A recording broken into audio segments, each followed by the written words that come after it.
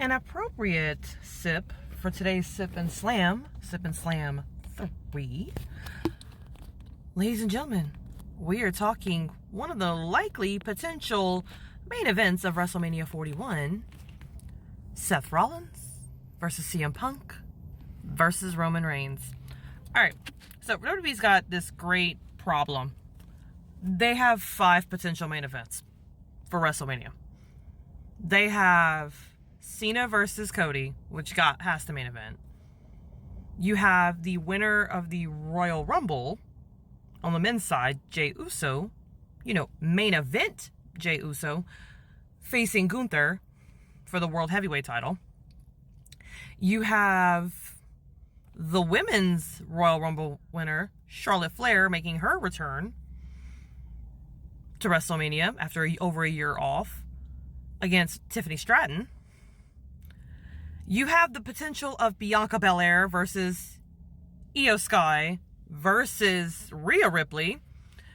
And then you have the battle for Paul Heyman versus Hatred Central versus everything. Okay. Here's a couple of things I want to bring up here. 1, I want to give credit where credit's due. WWE was actually very smart. After the Royal Rumble, we kind of all felt this vibe after leading into Royal Rumble, especially once Cena won, that all that you had left was Punk, Roman, and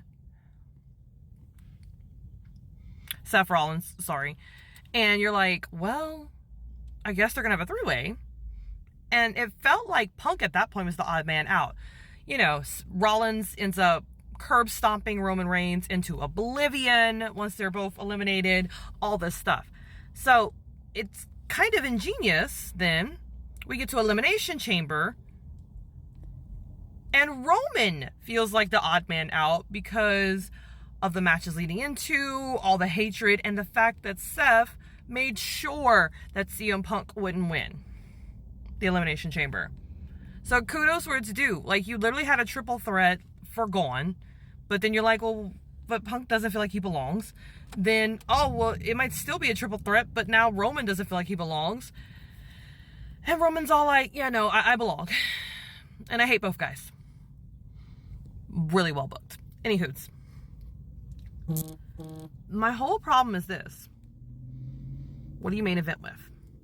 Because really, visually, if you're going to have Jey Uso win, nothing is better than 70,000 plus people going yeet at that moment. And there's only one real thing I can think that doubles that. Of course, people are like, well, if you bring back Brock Lesnar, that could be Paul Heyman's decision. I have one better for you. What if it's Rollins that gets Paul Heyman? Okay. We expect Punk and Roman to kind of basically be telling Paul Heyman in story B here that you have to plan on backing me.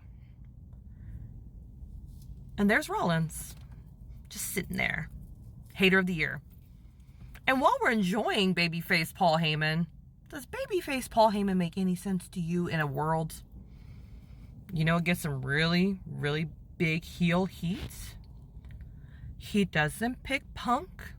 He forsakes his tribal chief. And he goes with the architect, Seth Rollins. None of those 3 guys need a mic guy. Let's be honest. Roman is beyond needing one. Seth has never really needed one. Punk definitely doesn't need one.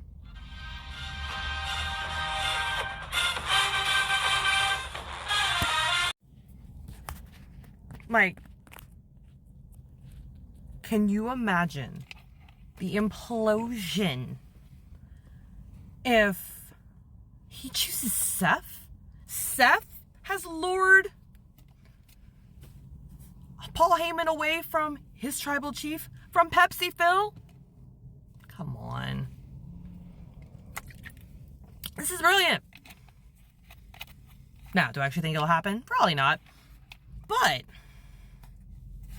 it would be interesting, wouldn't it?